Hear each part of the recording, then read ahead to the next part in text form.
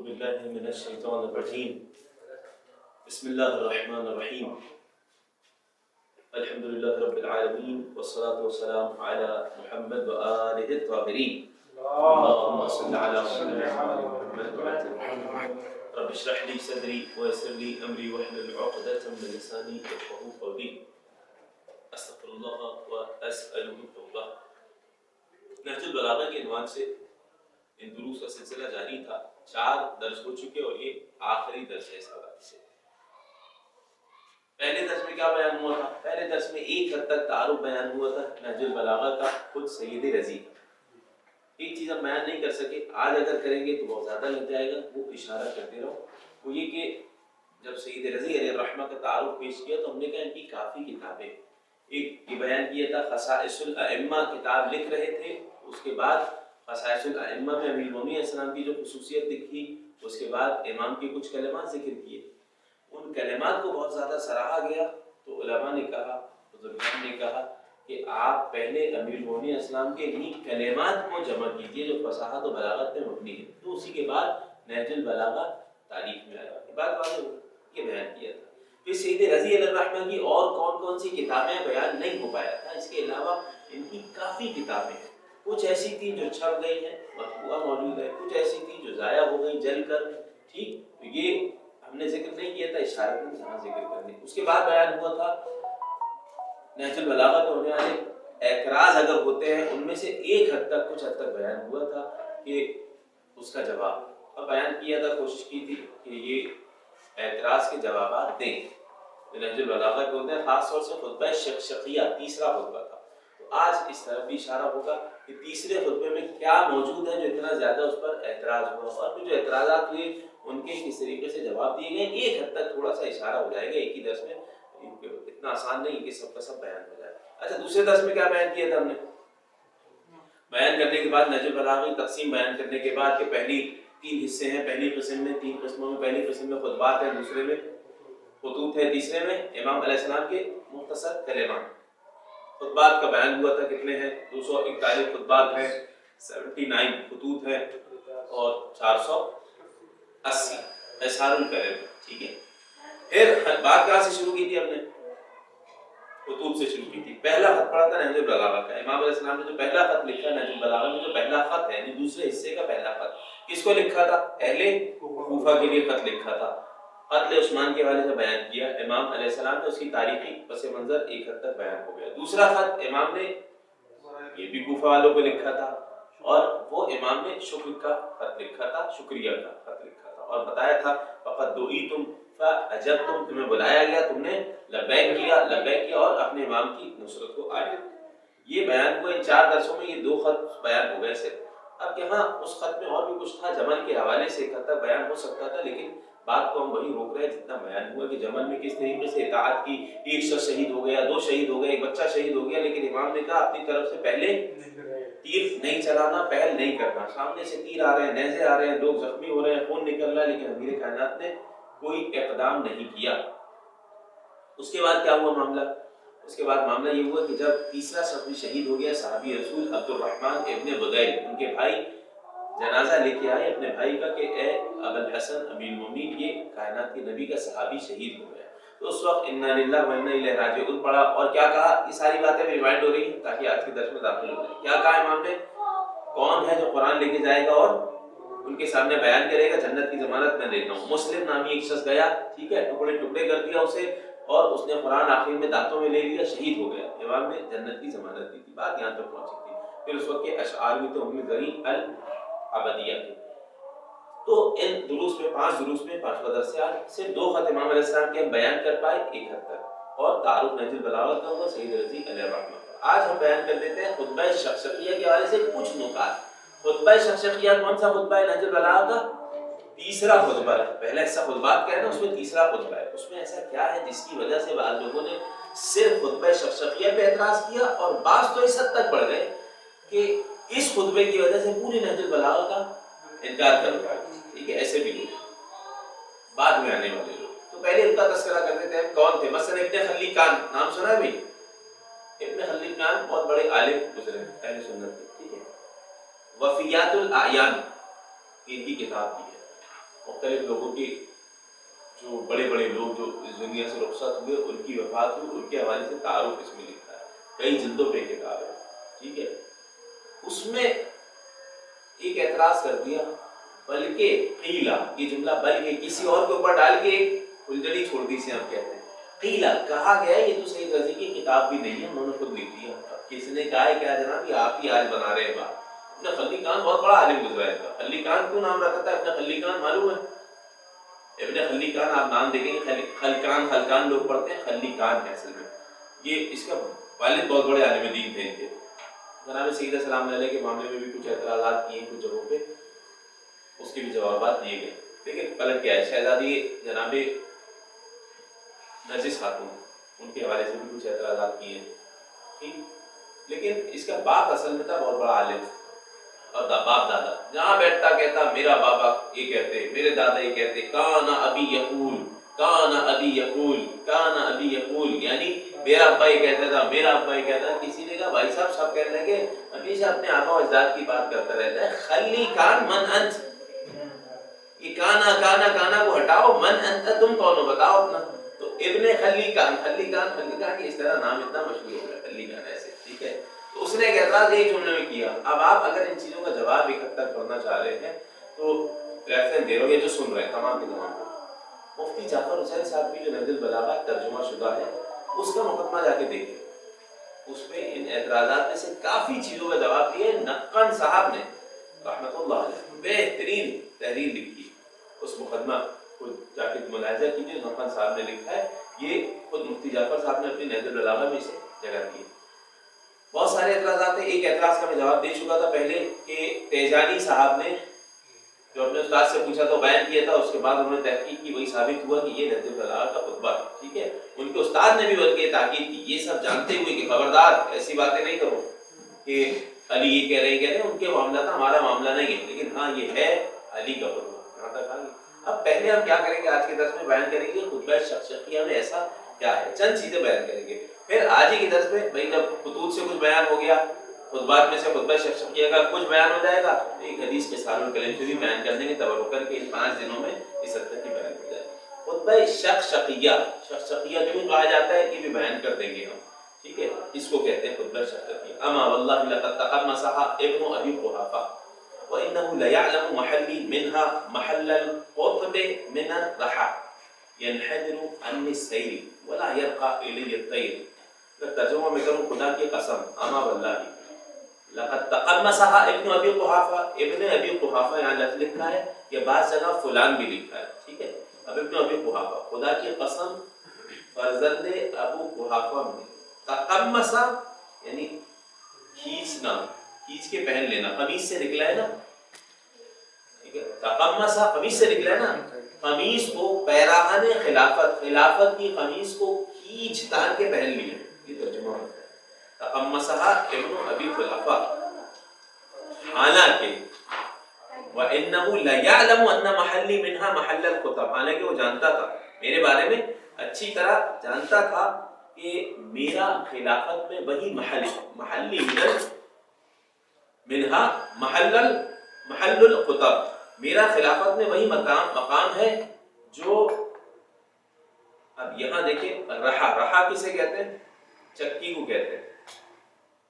چکی کے اندر ایک ہوتی ہے کی لسان جسے کہا جاتا ہے، جس کو پکڑ کے باقاعدہ آٹا بنانے کے لیے چکی چلائی جاتی تھی نا، اس کو لسان کا. اگر وہ ٹوٹ جائے تو چکی وغیرہ کے کام کی نہیں. امام کہہ رہے ہیں اس ریحا، اس چکی میں جو کام ہوتا ہے نا اس کے لسان کا، وہی مقام میرا تھا خلافت میں، یعنی میرے بغیر چکی نہیں چل سکتی ہے خلافت کی. تو یہ اس ایک تعبیر پیش کیا. مفتی جعفر صاحب کا بھی ترجمہ بلکہ ہم پڑھ لے رہے ہیں، انہوں نے کیا کیا. مفتی جعفر صاحب کا ترجمہ، اچھا موبائل اپلیکیشن بھی ہے. مفتی جعفر صاحب کی نہج البلاغہ کی ایک موبائل اپلیکیشن بھی آ گئی ہے، اور اچھی اپلیکیشن ہے، ٹھیک ہے. جی شاہدہ جوادی صاحب کا بھی ترجمہ ہے، ٹھیک ہے، اس کی بھی اپلیکیشن آ گئی ہے، غالباً ہے اپلیکیشن. ہاں مفتی جعفر صاحب والی اپلیکیشن بھی ہے. مفتی جعفر صاحب نے کیا ترجمہ کیا ہے، حالانکہ وہ میرے بارے میں اچھی طرح جانتا تھا کہ میرا خلافت میں وہی مقام ہے جو چکی کے اندر اس کی کیلی کا ہوتا ہے، ٹھیک ہے. اس کے بعد آگے دیکھیں، ینحدر عنی السیل، میں وہی ہوں میں وہ کوہ بلند ہوں جس پر سے سیلاب کا پانی گزر کے نیچے گرتا ہے، ٹھیک ہے، اور مجھ تک پرندہ پر نہیں مار سکتا، ٹھیک ہے۔ کس جملے کا ترجمہ کیا انہوں نے کہ لا یرخا الی الطیر، یعنی کوئی جتنی بلندی پہ اڑ جائے علی ابن ابی طالب کے قریب بھی نہیں پہنچ سکتا، ٹھیک ہے، یہ ہے اس کا ترجمہ، صحیح ہے۔ یہ کچھ جملے، اب یہ پہلی فَسَدَلْتُ دُونَهَا ثَوْبًا، جب نہیں ملا جو حق تھا میرا تو میں نے کیا کیا، اس کے باوجود میں نے خلافت کے آگے فَسَدَلْتُ، سدلا لٹکا دینا، پردہ لٹکا دینا، دُونَهَا ثَوْبًا ایک دوسرا کپڑا لٹکا، یعنی میں نے پھر وہ لباس نہیں پہنا، خلافت نہیں ہے، ٹھیک ہے، اپنائی۔ آگے چلیں، وَطَوَيْتُ عَنْهَا كَشْحًا، اس کے اچھا مفتی جعفر صاحب کا ترجمہ کیا ہے، اور اس سے پہلو تہی کر لی، طویت عنہا کشحً، یعنی میں نے منہ موڑ لیا، چھوڑ دیا اپنا۔ پھر امام علیہ السلام نے کچھ جملے کہے، کس حال میں، اس حال میں کہ عجیب جملہ ہے، میں کیا کیا چھوڑوں جملے اور کیا پڑھوں، لیکن کچھ صرف بتانا چاہ رہا ہوں اس میں ہے کیا۔ امام علیہ السلام کا جملہ دیکھیں آپ، کہ ایک دو جملے چھوڑ کے میں پڑھ رہا ہوں، دیکھیں، فَصَبَرْتُ، یہ جو مشہور جملہ ہے، وَفِي الْعَيْنِ قَضَى وَفِي الْحَلْقِ شَجَا، میں نے صبر کیا اس حال میں کہ میری آنکھوں میں، شجا کسے کہتے ہیں بھائی، حلق شجا، وفی العین قضا، آنکھ میں کوئی بال آ جاتا ہے، کچھ دکھائی نہیں دے رہا ہوتا، ٹھیک ہے، اس کو کہا جاتا ہے۔ دیکھیں مفتی صاحب نے کیا ترجمہ کیا ہے، کمال ہے، کہا، بلکہ میں صرف ترجمہ جلدی تیزی سے پڑھ دے رہا ہوں تاکہ چیزیں حل ہو جائیں گی یہاں پہ۔ دیکھیں خلش، غبار، دیکھیں مفتی جعفر صاحب کا، اس کے باوجود میں نے خلافت کے آگے پردہ لٹکا دیا سدلتو، اور اس سے پہلو تہی کر لی اور سوچنا شروع کیا کہ اپنے کٹے ہوئے ہاتھوں سے حملہ کروں یا اس سے بھیانک تیرگی پر صبر کر لوں۔ دو طریقے تھے میرے پاس، یہ جملہ دیکھ رہے ہیں، اپنے کٹے ہوئے ہاتھوں سے حملہ کر دوں، ٹھیک ہے، کتنا حملہ ہو جائے گا، ٹھیک ہے، اور نتیجہ کیا ہوگا، 2 4 500 600 1000 مر جائیں گے، نتیجہ کیا ہوگا، وہ جو امیر کائنات 30 سال زندہ رہے، جو تبلیغات رہیں وہ ختم سامنے والے، ٹھیک ہے، ایک طریقہ کار یہ تھا، ٹھیک ہے۔ دوسرا طریقہ کار کیا، یعنی اس میں جو تعبیر پیش کی مفتی جعفر صاحب نے، اپنے کٹے ہوئے ہاتھوں سے حملہ کر دوں یا کیا کروں، اپنے کٹے ہوئے ہاتھوں سے جی حملہ کر دوں یا صبر کر لوں، جس میں ایسا صبر جس میں سن رسیدہ بالکل ضعیف اور بچہ بوڑھا ہو جاتا ہے۔ دونوں طریقہ کار آسان نہیں تھے، بلکہ صبر کرنا بہت مشکل تھا، ٹھیک ہے، سن رسیدہ ضعیف ہو جاتا ہے اور زیادہ بوڑھا ہو جاتا ہے، اور بچہ بھی بوڑھا ہو جاتا ہے، اور مومن اس میں جد و جہد کرتا ہوا اپنے پروردگار کے پاس پہنچ جاتا ہے، یعنی روح پرواز کر، اگر جوان بھی آئے نا تو وہ بھی مر جائے گا، ٹھیک ہے، بچے بوڑھے کی تو بات ہی الگ، ٹھیک۔ مجھے اس اندھیرے پر صبر ہی قرین عقل نظر آیا، یعنی مجھے اس معاملے میں عقل کے مطابق صبر نظر آیا، تلوار نکالنا نظر نہیں آیا۔ یہ امام جملہ کہہ رہے ہیں، وہ ہمارے سامنے دوسری حدیث موجود ہے کہ کائنات کے نبی کی حدیث تھی کہ 30 لوگ جمع ہو جائیں، 40 لوگ جمع ہو جائیں تو تلوار نکالنا، ورنہ نہ نکالنا۔ اس موقع پہ تمام کے تمام اعتراضات جواب دیے گئے، امیر کائنات نے خود نے جواب دیے ہیں، بہت ساری چیزیں ہیں کہ میرے اس عمل میں کن کن انبیاء کی سیرتیں موجود ہیں، خود کائنات کے نبی اگر شب ہجرت مشرکین کے درمیان سے نکل کے جا رہے ہیں تو علی بھی تو موجود ہیں۔ کوئی کہے گا کہ خوف کے عالم میں جا رہے ہیں یعنی خوف کھاتے ہیں، یہ بزدل ہیں، نعوذ باللہ، نہیں کہے گا نا۔ تو یہی والا معاملہ میری کائنات کے لیے بھی، وہاں پہ کیا ہے، دین کا معاملہ ہے، دین کو بچانے کے لیے کائنات کے نبی جا رہے ہیں، اگر قتل کر دیے جائیں گے تو صحیح۔ اسی طرح امیر المومنین اسلام کا بھی معاملہ ہے۔ یہ ایک الگ ہے مسئلہ کہ کس طریقے سے مولا کائنات نے جواب دیا، ائمہ اہل بیت علیہ السلام نے اس عمل کا جواب دیا، مگر امیر المومنین اسلام کیا فرما رہے، میں نے صبر کو ہی عقل کے مطابق جانا، لہذا میں نے صبر کیا، کس حال میں، حالانکہ آنکھوں میں غبار اندوہ کی خلش تھی اور حلق میں غم و رنج کے پھندے لگے ہوئے تھے۔ میں اپنی میراث کو لٹتے دیکھ رہا تھا، حتی مضى الاول لسبیلہ، یہاں تک کہ پہلے نے اپنی راہ لی۔ یہ نہج البلاغہ میں کون سا خطبہ ہے بھائی، بار بار کیوں دہرا رہا ہوں، یاد رہے، شقشقیہ تیسرا خطبہ ہے، ٹھیک ہے، یہاں تک کہ پہلے نے اپنی راہ لی۔ اس کے بعد امام نے ایک شعر پڑھا، ثم تمثل بقول الاعشى، میں آگے بڑھ رہا ہوں، فیا عجبا بیننا ہوا یستقیلها فی حیاتہ اذ عقدها لآخر بعد وفاتہ. اب یعنی امام نے جو تعبیرات پیش کی ہیں عجیب تعبیرات ہیں. حتی مضى الی سبیلہ جعل فی جماعت زعم انی احدهم. دوسرا والا بھی اپنے سبیل پہ اپنے راستے پہ گیا، یہاں تک کہ اس نے گمان ایک جماعت بنائی، شورا والا معاملہ، اور گمان کیا کہ میں بھی اس جماعت میں سے ہوں. 6 لوگوں کی شورا بنائی، وہ سارے معاملات تاریخ میں، اب میں یہاں تفصیل میں نہیں جاؤں گا. یہ خطبہ خود حقیقت میں 5 دن تو کم سے کم مانگتا تھا کہ اسی خطبے کی بظاہر اگر صرف ترجمہ صحیح سے کیا جائے، تھوڑی سی شرح بیان کی جائے تو اتنا تو نہیں، تو اس پہ پوری کتابیں بھی لکھی گئی ہیں. ٹھیک ہے. فَيَا لَلَّهِ وَلِلشُّورَى مَتَى اعْتَرَضَ الرَّيْبُ فِي مَعَ الْأَوَّلِ مِنْهُمْ حَتَّى صِرْتُ أُقْرَنُ إِلَى هَذِهِ النَّظَائِرِ. عجیب ہے جملہ امام کا. دوسری جگہ بھی آیا ہے، خط میں آیا ہے حاکم شام کے خلاف جو خط لکھا تھا حاکم شام کو، اس میں بھی کہ علی کے لیے انتہائی افسوس کی بات ہے کہ صرت اقرن، یعنی میرا قیاس کیا جا رہا ہے، مقابلہ کیا جا رہا ہے ایسوں سے جو میرے قدموں تک نہیں پہنچ سکتے. عجیب تعبیر پیش کی ہے حاکم شام کی بھی، یہاں پہ بھی کچھ اس طریقے کی تعبیر ہے. آخر جو امام علیہ السلام نے کیا، دیکھیں یہ ساری گفتگو امام کر رہے تھے، صحیح ہے. اب دیکھیں قالو وقام الیہ رجل من اہل السواد، یہاں تک پہنچے. خطبہ میں نے چھوڑا جملہ، یہاں تک پہنچے. امام علیہ السلام کے سامنے ایک شخص کھڑا ہوا اہل سواد میں سے. سواد کسے کہا جاتا ہے روایت میں؟ سواد تو کالے کو کہتے ہیں نا. روایات میں جو سواد کا لفظ استعمال ہوا عراق کے لیے استعمال ہوا ہے. سواد یعنی کالا، اتنا زیادہ سرسبز و شاداب تھا کہ پورا لگتا تھا سیاہ سیاہ، اوپر سے کوئی گزرے دیکھے تو یہ تو اتنا زیادہ سرسبز و شاداب تھا. عراق، اس لیے اس کو سواد کا لفظ استعمال ہوا ہے. عراقی ایک شخص کھڑا ہوا، قریب آیا، امام کے کان میں کچھ گفتگو کی. ٹھیک.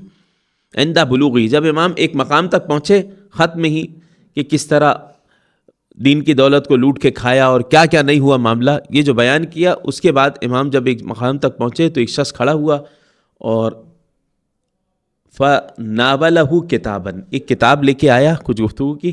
فَأَقْبَلَ يَنْظُرُ فِيهِ، ایک کتاب خط لے کے آیا امام اسلام، اس میں اس کو دیکھنے لگے، خط دیکھنے لگے.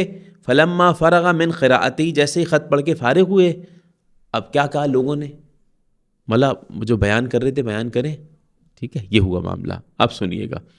قال له ابن عباس رضی اللہ عنہما یا امیر المؤمنین لو اتردت خطبتک من حیث وفست افضیت. کیا مطلب؟ مولا جہاں سے آپ نے خطبہ چھوڑا اگر اسے اب آگے جاری رکھے تو.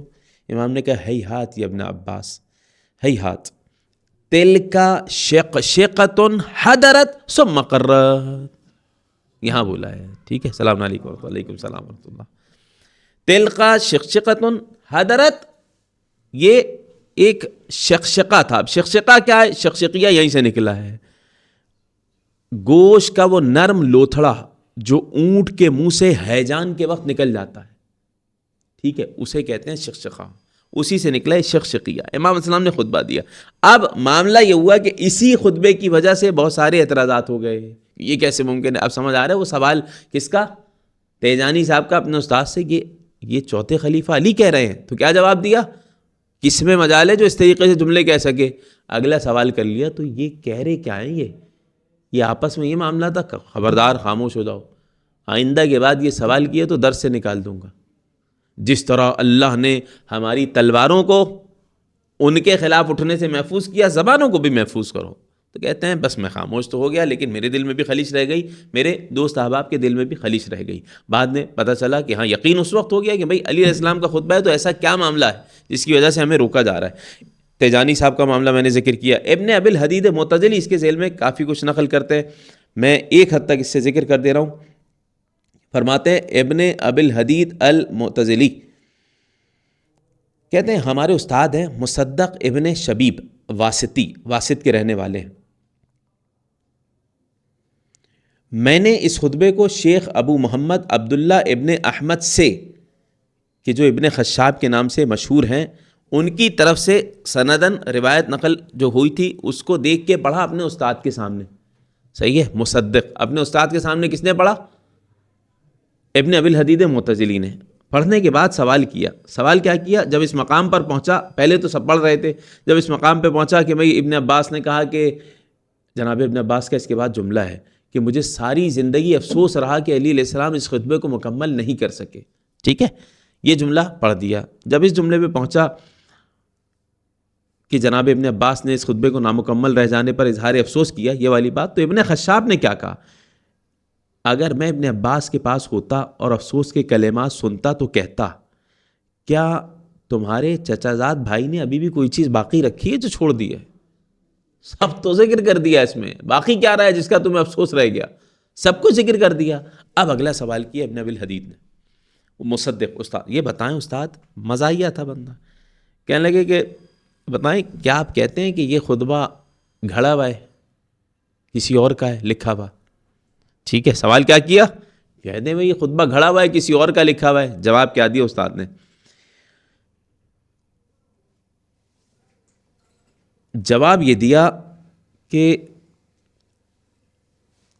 جی ہاں، جو سامنے بات کر رہا تھا نا بندہ، اس کو یہ کہا کہ مجھے اس خطبے کا علی علیہ السلام، میں کہہ رہا ہوں علیہ السلام، ٹھیک ہے، وہ رضی اللہ عنہ کہتے، ان کے ہونے کا اتنا ہی یقین ہے جتنا یہ یقین ہے کہ تم میرے سامنے بیٹھے ہو.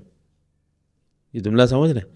جتنا یہ یقین ہے کہ تم میرے سامنے بیٹھو، اتنا ہی اس کو یقین، کیونکہ سید رضی کی ولادت سے 100 سال پہلے کی کچھ کتابیں ایسے ہیں جو میرے پاس ہیں، اس میں میں نے خود ان نسخوں میں اس کتاب کے اس خطبے کو پڑھا ہے. ٹھیک ہے، تو اس خطبے میں کوئی میں نے بیان کیا. ابن خلیقان نے ایک جملہ کہہ دیا، وہ پھلجڑی چھوڑ دی جسے کہتے ہیں. کیا کہہ دیا بھائی؟ قیلا کہا گیا ہے کہ یہ سید رضی نے خود لکھ دیا. ٹھیک ہے، یا نہج البلاغہ سید رضی نے خود لکھ دی. وہ قیلا کس نے کہہ دیا؟ کیا کچھ بھی نہیں، بس وہ ایک شبہہ چھوڑ دیا. اس سے پہلے کسی نے اعتراض نہیں کیا تھا. ٹھیک ہے، نہج البلاغہ والے معاملے میں. جی ہاں، تو اس کا میں نے بیان کیا، نقن صاحب نے بہترین جواب دیا. اور یہی ابن خلیقان کا میں بیان کر چکا. خلیقان بڑی عظیم شخصیت تھی ان کے اہل سنت کے علماء میں سے. میں نے بیان کیا خلیقان اسی لیے کہا جاتا ہے کہ کان آبی کہتے تھے وہ. ٹھیک ہے، تو کہا گیا خلیقان تم کون ہو، اپنا بتاؤ بھائی. ٹھیک ہے، اس پہ باقاعدہ ابھی ایک کتاب لکھی ہے احمد سلمان صاحب نے جناب سیدہ سلام علیہ کے حوالے سے، جناب نرجس خاتون کے حوالے سے. تو اس میں بھی ذکر کیا ہے خلیقان کے کچھ اعتراضات جو جناب نرجس خاتون پر ہوئے. ٹھیک ہے، اس میں بھی اس والی بات کو ذکر کیا انہوں نے، خلیقان کیوں رکھا گیا. ابن میثم بحرانی کہتے ہیں، اپنی شرح میں لکھتے ہیں، ابن میثم بحرانی صاحب کی شرح ہے نہج البلاغہ کی، اس میں لکھتے ہیں کہ میں نے اس خطبے کا ایک نسخہ ایسا دیکھا ہے جس پر مقتدر باللہ کے وزیر ابو الحسن ابن محمد ابن فرات، جن کی وفات ہوئی ہے 312 ہجری میں. 312 ہجری، کون سی ہجری چل رہی ہے ابھی؟ 1445. 312 ہجری کہاں؟ ٹھیک ہے، اس وقت کی کتاب کے نسخے میں نے دیکھا، اور یہ ایک دوسرے سلسلہ سند سے یہ خطبہ موجود تھا. اچھا، بہت ساری جگہوں پہ ہم بیان کر چکے ہیں کہ معاملہ یہ ہوا کہ کتنی ساری جگہوں پہ جو مصادر تھے وہ جل بھی گئے ہیں. یہ بھی ہمارے سامنے موجود ہے، وہ جو لائبریری مکتبہ جلا تھا، تو یہ بھی ذہن میں رہے. نہج البلاغہ کے مصادر پہ باقاعدہ کام ہو چکا ہے، کتابیں لکھی جا چکی ہیں. کن مصادر میں ایسے خطبے ہیں جو نہج البلاغہ نے وہاں سے لیے ہیں. بلکہ بعض جگہ ایسا ہے کہ اگر یہاں مختصر ہے نہج البلاغہ میں، انہوں نے کیونکہ بلاغت والی مد نظر رکھا نا، بلاغت والی عبارت کو، فصاحت بلاغت پر جو مبنی تھی وہ عبارت لے لی. تو باقی اگر اصلی نسخے میں جائیں تو اور زیادہ وسیع اور طویل بھی روایت آپ کو مل جائے گی. سلیم بن قیس بھی اس کے مصادر میں سے ہے. المسترشد فی امامۃ امیل المومنین، ان کی کتاب ابن جریر طبری کی کتاب ہے، طبری امامی، ان کی 2 کتابیں، ابن جریر طبری 2 ہیں بھائی. ٹھیک ہے، ایک طبری امامی اور ایک غیر امامی. طبری تاریخ طبری والے، دونوں کا لقب نام وہی ابن جریر اور طبری ہی ہے دونوں کا. وہ دادا کے نام میں جا کے اختلاف ہوتا ہے، ابن جریر رستم اور پھر دادا کوئی اور ہوں گے، بلکہ والد بھی ایک ہی ہیں. ٹھیک ہے، والد بھی ایک ہیں، لقب بھی ایک ہے، نام بھی ایک ہے، تو اس لیے اشتباہ ہو جاتا ہے. تو کہتے ہیں ابن جریر طبری امامی، ابن جریر طبری غیر امامی. غیر امامی تاریخ طبری والے، امامی کون؟ المسترشد جنہوں نے کتاب لکھی، دلائل الامامہ جنہوں نے کتاب لکھی، نہج البلاغہ کے مصادر میں سے ہے المسترشد. یہ بھی وہی 3 صدی کی کتاب ہے. ٹھیک ہے، 304-5 ہجری میں، یعنی 4 صدی کے بالکل ابتدا میں ان کا انتقال ہوا. ان کی کتاب آج بھی موجود ہے المسترشد. تو کہنے کا مقصد یہ ہے، جن لوگوں نے اعتراض کیا خطبہ شقشقیہ پر، ٹھیک ہے، وہ اس وجہ سے کیا کہ ان کے عقائد کے مطابق نہیں تھی یہ چیزیں، عقائد کے خلاف جا رہی تھی. جبکہ بڑے بڑے اہل سنت کے علماء نے اس بات کا اقرار کیا ہے کہ نہ صرف نہج البلاغہ بلکہ پوری کی پوری خطبہ شقشقیہ کے پورے تمام الفاظ امیر المومنین علیہ السلام سے ہی منسوب ہیں۔ پھر سوال یہ، تو پھر یہ کیا بات کہہ رہے ہیں؟ ہم نے کہا ان کے پاس دو نظریے، ایک تو یہ کہ بھائی دیکھیں ہمارا کام ہے سکوت کرنا، خاموش رہنا، خاموش رہو بس۔ ان کی بات تھی مشاجرات صحابہ اس کو کہیں گے، ٹھیک ہے، صحابہ کے آپس میں معاملات تھے، نہیں ہم کون ہوتے ہیں بولنے والے، بھائی تم کون ہوتے ہو، اپنا اپنا خیال رکھو، ٹھیک ہے، یا جو بھی جملے اس میں آگے بول دیں، وہ قبر میں تو نہیں سوال کیا جائے گا، یہ تو نہیں کیا جائے گا، نہیں کیا جائے گا، الگ مسئلہ ہے، ٹھیک ہے، یہ ان کا نظریہ۔ ہمارے یہاں کیا ہے معاملہ کہ بھائی جب آدم علیہ السلام کا بیان کر سکتا ہے پروردگار، حضرت یوسف کے بھائیوں کو بیان کر سکتا ہے، تو پھر ایسی صورت میں ہاں توہین نہ کرے انسان، گالی نہ دے، غلط الفاظ، جھوٹ الفاظ، تہمت والے استعمال نہ کرے، لیکن حقیقت تو بیان کرنا ہے، یہ بات واضح ہے، ٹھیک ہے۔ تو ایک تو یہ جواب دیتے ہیں کہ بھائی دیکھو ہوا چھوڑو سب چیزیں، خاموش رہو۔ دوسرے کہتے ہیں دیکھیں یہ ٹھیک ہے کہہ دیا، لیکن یہ جذبات میں جس طرح انسان نہیں آتا ہے ایسے جذبات نے کہہ دیا ہے، ٹھیک ہے، تو علی علیہ السلام جذبات نے کہہ دیا، اس کو کوئی عصمت سے وہ کوئی تعلق نہیں ہے، صحیح ہے، اس طریقے سے جواب دیا گیا۔ ہم نے ان دروس میں بیان کیا، نہج البلاغہ کے 2 خطبے بیان کیے، 2 خطوط بیان کیے، پہلا اور دوسرا خط۔ خطبے میں سے تبرکاً ایک آج پڑھ لیا، قیصار الکلم میں سے بھی پڑھ لیں گے۔ رضوان صاحب نے 800 بیان کیے تھے بھائی، سب جمع کر کے، جو نہج البلاغہ میں امیر المومنین صلی اللہ علیہ وسلم کے کلمات ہم تک پہنچے ہیں، ایسے ہی ہے بھائی، دوبارہ ذکر کر دیں۔ 241 خطبے، 79 341 241 کر لیں، تھوڑا مناسب لگا لیں، 241 خطبے ہو گئے، صحیح ہے، اور 79 خطوط ہو گئے، اور 480 کلمات قصار ہو گئے، ٹوٹل بن گئے 800، صحیح ہے بھائی۔ اب آ جائیں، اب قصار الکلم پہ آ جائیں، ایک کلمہ صرف ہم پڑھ دینا اس میں، صحیح ہے بھائی، آ جائیں۔ 97 نمبر ہم پڑھ رہے ہیں اس میں سے۔ وقد سمع علیہ السلام رجلا من الحرویت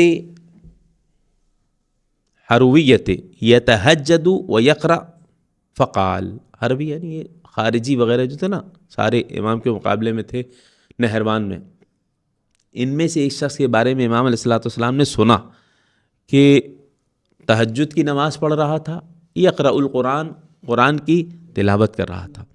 اچھا، اسی طریقے کی ایک اور روایت موجود ہے، جب گزر رہے تھے ایک آواز آ رہی تھی، تو ایک غالباً جناب مالک استر تھے، حضرت عمار تھے، کہ کتنی پیاری آواز میں تلاوت کر رہا ہے، حضرت عمار تھے، جزاکم اللہ خیرہ، جناب عمار تھے۔ تو امام علیہ السلام نے کیا کہا، یہ جہنمی ہے، اور امام کے مقابلے میں آیا ہے خارجی، قتل ہوا ہے۔ جب پڑھا ہوا تھا تو امام نے کہا یہ دیکھو یہ وہی ہے جس کی تم تلاوت کی آواز سن رہے تھے، صحیح ہے، تو ایسے جی تو اب اندازہ لگائیں، ایسے میں یہاں پہ کیا ہے، بندہ روایت قرآن پڑھ رہا ہے، امام کے پاس ذکر ہوا، قرآن پڑھ رہا ہے، نماز شب پڑھ رہا ہے، یہاں امام کا جملہ تھا نوم علی یقین خیر من صلاۃ فی شک، یقین کے ساتھ سو جانا شک کی نماز سے زیادہ بہتر ہے، صحیح ہے، حدیث سمجھنے کی بات ہے، ورنہ ایک صاحب کو فجر کے لیے اٹھایا، وہ کہنا یقین کے ساتھ سونے تو ٹھیک ہے، شک کی نماز سے بہتر ہے، یہ بات واضح ہو رہی ہے نہیں، یہ بیوقوفانہ باتیں ہیں، یہ ایسی تعویل جو دشمنان اہل بیت نے نہیں کی، یہ میں نے خود سنی ہے تو بیان کر رہا ہوں، ٹھیک ہے، یعنی ایسے خود آ کے خدا سے فخر سے ذکر کر رہے ہیں، مجھے بیوی نے اٹھایا، مجھے نیند بہت آ رہی تھی، میں نے کہا مجھے سونے دو، یقین کے ساتھ مولا کا، صحیح ہے، تو یہ بات تو آپ خارجی نہیں ہیں علی جناب، آپ مومن ہیں، صحیح ہے، تو یقین کے ساتھ یعنی اللہ تعالیٰ نے جو قرآن کریم نازل کیا اور رسول کریم کی ذات مقدس ائمہ اہل بیت علیہ السلام، ان کی ذات پہ اگر آپ کو یقین ہوگا تو آپ کی یہ 2 رکعت نماز آپ کے لیے فائدہ دے گی، ورنہ علی علیہ السلام کی ولایت کہ جن کی زوجہ کے مہر میں ہی زمین رکھ دی گئی ہے، ٹھیک ہے، تو من مشى علی الارض مبغضا لک، اے علی جو تمہارا بغض لے کے زمین پر چلے، مشى حراما، وہ نماز پڑھے، روزہ رکھے، چلے، جو کچھ کرے حرام کام کر رہا ہے، تو غصبی جگہ پہ نماز پڑھ رہا ہے، ٹھیک ہے، تو امیر کائنات کے خطبے سے بھی ایک حد تک تبرکاً ذکر ہو گیا، ان دروس میں خطوط سے ذکر ہو گیا، اور یہ قصار الکلم سے بھی ذکر ہو گیا۔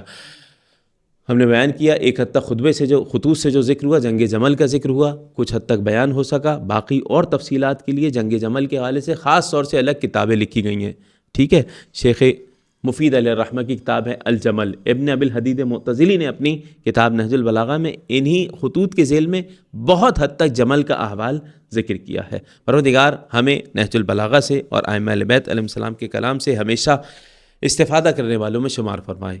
ان دروس کو جو اہتمام کیا گیا ان تمام برادران کو پروردگار توفیقات خیر میں اضافہ فرمائے۔ سبحان ربک رب العزت عما یصفون وسلام علی المرسلین والحمد للہ رب العالمین۔